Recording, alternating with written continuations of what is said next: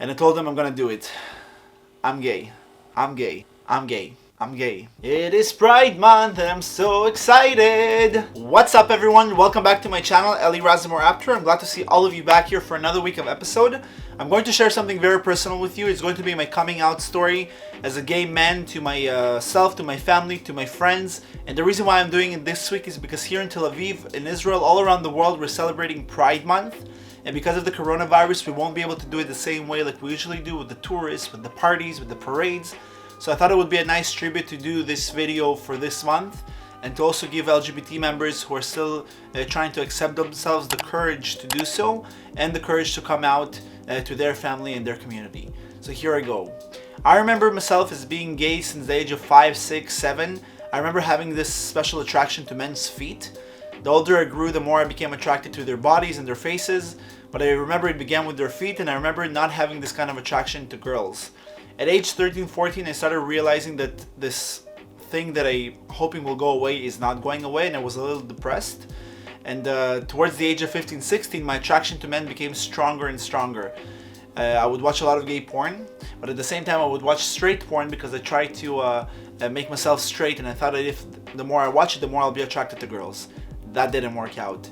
As a way to interact with guys without seeing them yet, because I still didn't have the courage to do so, I Skyped with a lot of guys online. There were all these websites where you can find guys to Skype with. And I remember often Skyping with guys from Israel, because I lived in Canada and I would Skype with guys from Israel. I would meet them from this dating app called Apter, and I would talk to them and tell them how I'm going to come to Israel in another year, another month. And then I would be excited because I would plan to meet up with them. So when I would come to Israel, I remember always saying I'm going to meet up, but I didn't have the courage to do so yet. So I only met up once with this one guy, and it was a really cool experience. It was the first time I met up with a guy. Towards the age of 19, when I'm realizing it's not going away at all and I'll have to accept myself as a gay man, I got the courage to download Grindr, and I wasn't afraid anymore that I might meet someone there who might know someone else. Like I said, I'm going to do this very carefully, and there's definitely not going to be anyone that I'll meet who knows someone else. So I ended up meeting this Jewish guy that I went over to his place. We talked, we interacted. It was my first time meeting up with a guy like that. We had a sexual experience too, nothing too big. And I remember the day after that I had this feeling that for a long time I didn't feel this happy and relieved. It's like, I think that was the day that I accepted myself as a gay man. And I said, no matter what, I don't care anymore. I'm going to pursue what my body wants me to pursue, and I'm happy with it. So I remember I had this just general happiness and relief that day. And the next day, it was my best girlfriend's birthday. It was me, her, and another guy friend. We are like a trio. And I remember that towards the end of the birthday dinner, I went to the washroom and I said to myself, this is the last time you see yourself as a straight man in the mirror. And next time you see yourself in the mirror, you'll be a totally new Ellie. So I went back to the table and I told my friends exactly that. I said, I just looked at myself in the mirror and I said this and that. And it is the last time that I see myself as a straight man. I'm gay. And right away they thought that I'm joking with them because I've been joking about being gay for many times, but they realized very quickly that I was serious. And they both said, "Aw," and like kind of hugged me and like went towards me and hugged me, and my best guy friend kissed me and said, wow, I can't believe this. I'm so happy for you. I'm going to be your best man in your wedding. Like I just got this immediate support from them, and I really needed this. Because the rest of my coming out experience was very systematic. I planned to tell my friends first, and then to tell my brother, and then to tell my parents, and then for the rest of the family. So after telling them, I flew to Israel for a quick vacation, and I told my closest cousin there. My plan was to tell my brother first, but because I was already there, I told him. He was in complete shock, because I remember making up a story to him, telling him how I've been with all these 40-something girls, where when I came out to him, I told him, you know the girls that I told you about I've been with? Those were all guys. And then I told him my coming out speech. So in my coming out speech, I would tell them that that's who I am. I was born this way. I tried to change it and I couldn't. And I don't want to change it, and this is who I am, and please accept me that way. And I also told them how the gay world works, how the parties work, how gay sex works, and how we have children in the future and how we get married. So this would be a part of my coming out speech. So when I came back to Canada after my vacation, we went with the family to a cottage getaway for the weekend, on the Canada Day long weekend. And I took my brother and his wife with the boats very, very far from the cottage. So it was 3 boats. They went with 2, I went with 1, and then when we were far, they were like towards me and I was in front of them, so I could like speak to both of them. And I remember that I told them, okay, I have something to tell you. There's a reason I took you all the way here, because I wanted to go away from everyone with no distractions. And I told them I'm gonna do it. I'm gay. And they both kind of looked at me, and my brother's wife, she's Canadian, she told me, oh, no way, I actually knew. I actually felt it on you, and I waited for you to come out. And my brother was silent for most of the time I was talking. He was like, oh, really? Like, how do you know? Why do you think that? And then I started telling them that my coming out speech, that's who I am, that's how I've always been. And there were so many signs in my childhood that my brother should have seen, like loving Britney Spears, like, and going to the concert with her. Me loving to dance all the time. I would always be dancing with all the entertainers in the restaurant, the Russian restaurants. I would always be dancing with them. That was a big sign. Like all these signs that someone today would see a child like that, they would know that he's most likely gay. I don't want to generalize, but these are just the main signs, and I had all of them. So I would talk to them for about 40 minutes to about an hour. And I remember the day after the cottage, my brother told me that when he drove back home, he actually cried because he felt bad for me, that not because I'm gay, but because the fact that I'm gay and I hid it all this time. I had to lie all the time to all my family about having a girlfriend, about wanting to be with girls, and he realized how useless all these questions and all these coming out, all these lies were. So he felt bad for me that I wasted all this time. That was another supportive act by my family. My parents were the next in line. I thought I should do them together, but because it was so overwhelming, I thought it would be better to do it separately. So I told my mom first, and then I told my dad. The year was 2015, the summer of 2015, it was August.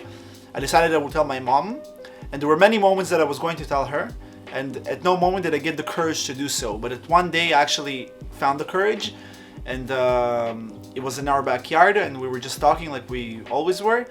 And I told her, okay, Mom, let's actually sit down for a second. I have to talk to you about something. And she's like, oh, what? Okay. And I told her, so all this time I've been waiting to tell you something, and I've been hiding it for all these years, and I feel like you're my parent, and I should tell you before I tell everyone else. I'm gay. And she was like, what? What do you mean? Like, what? How do you know? Why are you saying that? And I started telling her, yes, I'm gay, and that's who I've always been. I've been like this since birth. And I don't know if you felt this on me or not, but because usually people say moms know everything, but she really didn't know, and I don't know if she didn't know or she knew and she would like try to like block it and oppose it and not to like to believe it. I told her what I am, that I've always been this way. I told her that I like men, that I want to marry a guy, that it's not changeable. I can't change this about me as much as I tried, and I just gave her a 40-minute like talk about how my gay life looked like till now. And she would ask me questions, are you sure, like how do you know, like maybe it's a choice, maybe it's all these questions that came out of her right away, and I answered everything. And it was a very emotionally intense conversation. I remember she had tears in her eyes, and my mom usually never cries in front of me or in front of most people. She just cries with herself, or keeps it inside of her. She's always been a very strong woman in that sense. And after the conversation, everything looked normal, but the day after, I remember seeing her extremely emotional and uneasy. She looked like something was very stressful happening. She came to my bed and she actually started crying in front of me. And I remember it was really hard for me to see it, but I also remember that I couldn't cry with her because I had to be the strong one and say that this is who I am, and I can't just change my mind now or anything like that. I can't give her any hopes that it's changeable. I have to make it work for her to accept me who I am as who I am. She told me, I don't want you to post about this on Facebook. Don't tell anyone yet. Let's keep it a family secret thing, because when someone comes out to their parents and the parents take it in the hard way, they go back into the closet.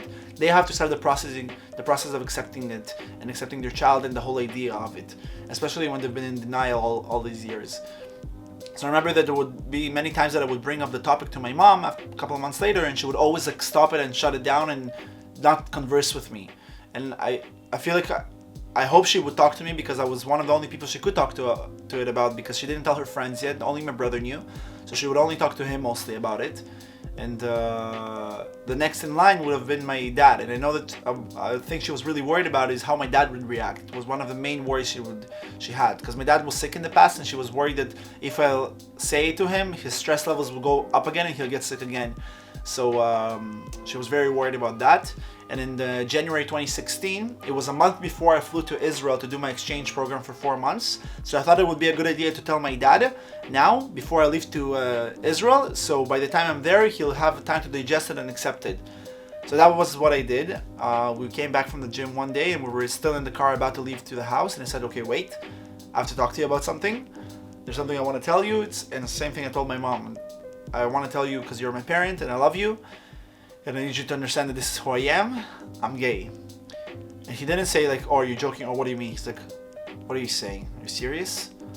Because he knew exactly what I was talking about. And I feel like many questions in his head got answered at once. Because for many months before that, or a couple of years before that, they would always ask me why I don't have a girlfriend. Why a gorgeous guy like me and a smart guy like me is not dating anyone. Or why am I not telling them about any girly experiences. And I would always tell them that it's because I'm focusing on my school. I'm studying right now. I don't want to like date anyone.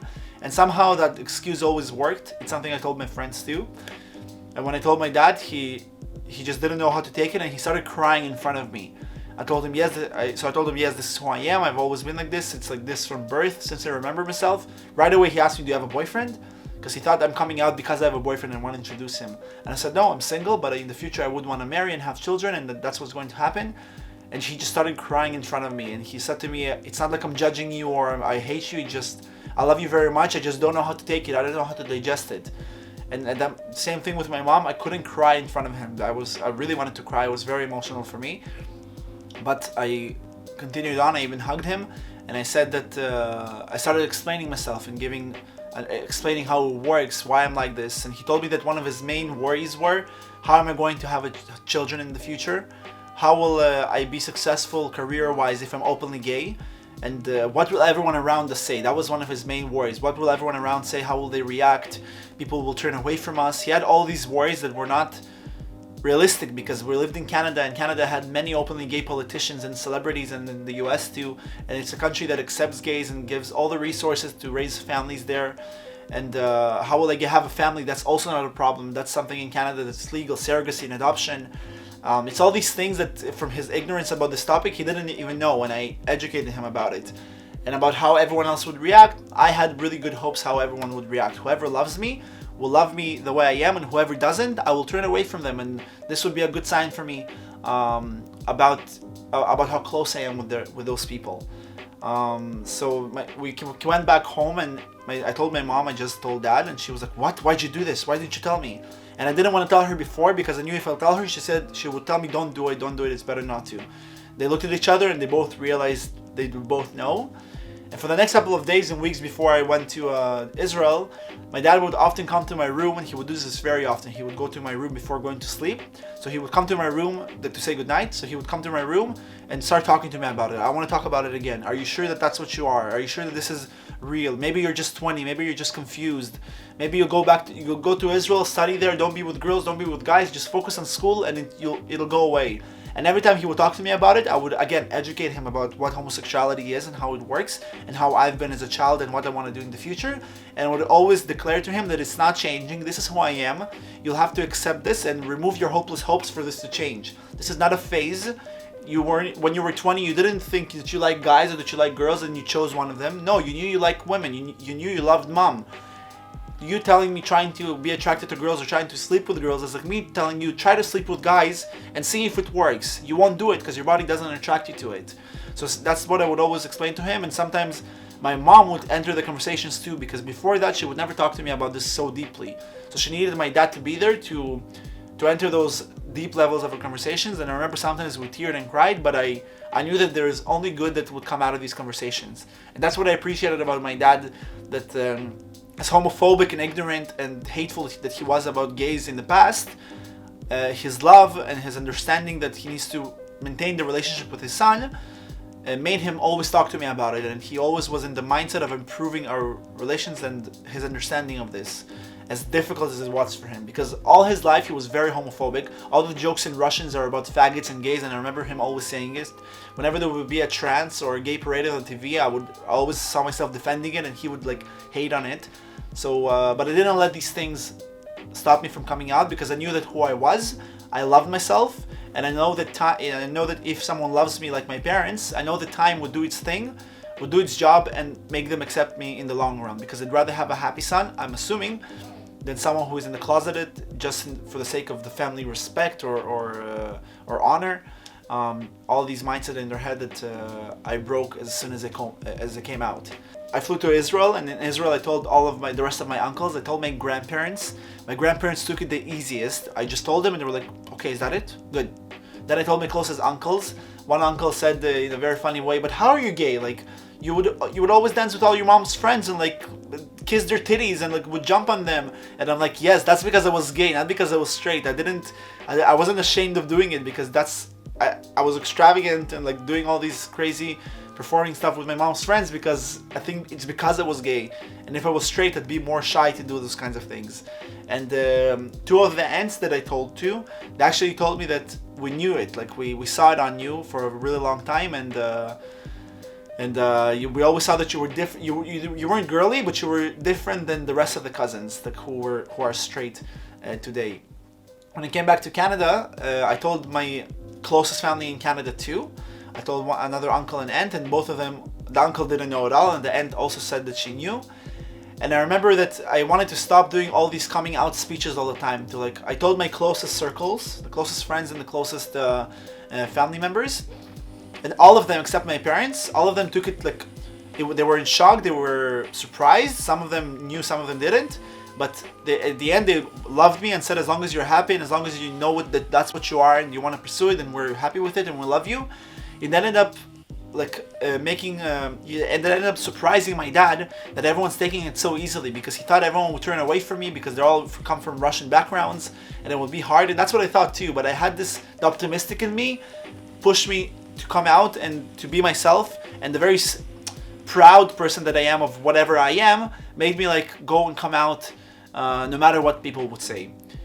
After all these coming out, the cycle of coming out, I made a post on Facebook, and it was my official public coming out to everyone. And that post actually got so much support and so many likes, and all the rest of my family and friends saw it. Many of them were upset that I didn't tell them in person, and it took me so long to tell them. And some people, and that also surprised my dad, because when I told him I made the post, he was like, "Why did you do it?" He yelled at me like, why does the whole world have to know? He was still digesting it even a year and a half later. And when I showed him all the comments and all the support from the uncles and the aunts and the cousins that he thought would not accept me, he was surprised and like quietly accepted it and digested it. I had a lot of people message me who are gay and lesbian in the closet, how they found my post very inspiring to them to come out to and want to come out and get the courage to come out. So I knew that this post was really important and I just had to do it. And since then, I didn't have to hide any of my posts anymore. Whenever I wanted to post something gay related, I did it freely, and I became the best version of myself. Like I became me. Coming out was one of the best decisions that I made in my life. It finally freed me. For 19 years, I felt like this stuck version of me that I thought that this is how you feel for the rest of your life. I remember that day that I told you that I met up with a guy and I felt relieved. That's the day that I realized that I accepted myself. And since that day, I felt free, like emotionally free. No matter how fearful I was from how everyone will react to my coming out, I knew that I'm with myself. I know who I am. I'm happy with it. And whoever will accept me will accept me. Whoever won't. I'll deal with it. But I know that at least they'll accept the 100% version of me, or they won't accept me, and that's fine. And that leads me to my second point, that the coming out experience, it made me closer with the people who I was already close with, because at the point that I came out to them, I was the 100% version of myself to them. No more did they question, why does he not have a girlfriend? Maybe he's gay. Why is he not sharing it with me? I was never able to be 100% me or talk about 100% of the topics that I wanted to talk about at the dinner table, with the family, with the friends. I could never bring up my experience with a guy when they would talk about girls. I could never defend gays when there would be homophobic comments, because I was hidden and I wasn't me. I couldn't defend them without people suspecting me that I'm gay. So it freed me, and it made me closer with the people around me, because I became 100% version of myself with them, and because they wanted to show their utmost support to me because of how afraid I was that they wouldn't accept me. My dad even in the long run, he ended up thanking me for coming out the way I did, because some of his friends, after I came out, some of his guy friends distanced themselves from him. And he believes, there might be other reasons, but he believes that this is the main reason, the fact that I'm gay, and they just didn't want to interact with someone who has a gay son. So God forbid their children see this son and think crazy thoughts too. And instead of being upset with me that I came out and furthered them, he actually thanked me for making him realize who his real friends are and who they're not. So that's something that really touched me.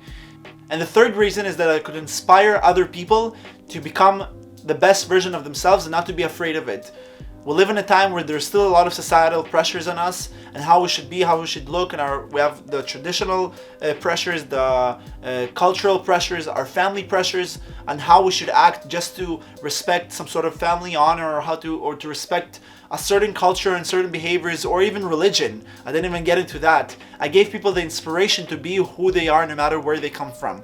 And that's something that I would always look up to in other openly gay people, like gay celebrities and gay politicians. And I know that when people see me as someone who is openly gay and 100% comfortable with it, and it makes them more courageous and brave to come out and be the best version of themselves and be who they are, that just does it for me. If my coming out experience affected at least one person, 10 people, or it will affect the future generation, if I'll have any nephews or nieces who are going to be homosexual, and they'll see me as an example and they'll feel more comfortable to come out early on and to be themselves early on, then my job, at least for now, is done.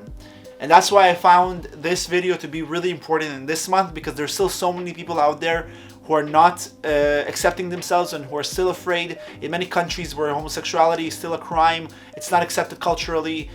People can be kicked out of their families for it and excommunicated from their communities. So these kinds of videos, there should be like hundreds of them. I don't care if my video gets many views or it gets viewed by only 100 people. At least if it inspires at least one person who lives in fear, then I think my video did its point. And just as the last point, I remember saying always in my coming out speech how I would want to have a husband, get married, have a big wedding, have children with my husband, be like a father. And today I'm happily married to my husband, Apter Razimor. And that was only possible because I came out to myself, I accepted myself, and I love myself. I came out to my family, to my friends, to my community, to the world. And that openness and self-love is what attracted me, my husband, to me. And I'm today in a very happy marriage with him. And I will finish with that. If you like this video, please like it, click the thumbs up, comment whatever your thoughts are. Did it inspire you? Did it touch you in any way? Do you have a coming out story that you want to share with me? I promise to answer everything in the comments below. And please share it with as many people as possible to inspire others to be the best version of themselves, to love themselves, and to have the courage to show themselves to the world. This was Razimor Apter with my coming out story. See you next week. Bye!